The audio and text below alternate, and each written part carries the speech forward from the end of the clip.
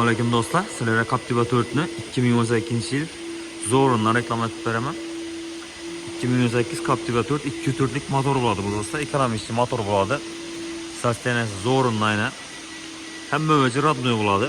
O'zini zavodskoy, elcha bolalar taptaza görtürslayna dişleri bilan işlerine giradi olmasak bunu işler hem işini holatda yana.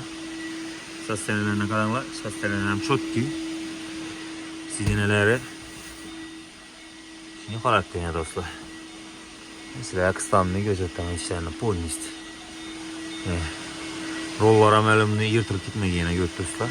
Probegine giradi olmasak bunu do'stlar. Probegi 161 ming kilometr yurtibdi yana. Shuni holatda yana do'stlar. Yuklari hamma narsa ishib turibdi mashinamizda. Idealniy sostoyaniyada turibdi mashinamiz do'stlar. İşlerine qaranglar. Sal shum bor. Bu moykada shirtibmiz. Araştırmışlar şöyle. Arkada sidneler var dostlar buna. Bu diz sidneler turibdi teyinde. Oilaviy minadon mashin do'stlar. Olib to'g'ri oilalaringiz bilan 7 odamlik kakras aylanishmalara Livoyra men ketaverasizlar.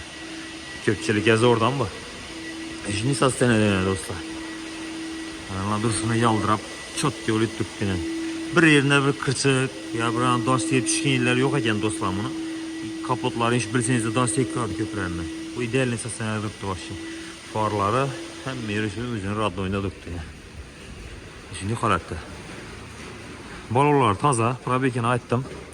Kraskelari Geçenizler tushuntiraman, birozgina petnosi bor. Keyin probegi aytildi, motor 2.4'lik bo'ladi. Mashinamiz benzinda do'stlar, benzinni aytmoqman. Metan görmeyen, propan görmeyen. Şu benzinda yurgan mashin. Bir egadan minilgan mashin.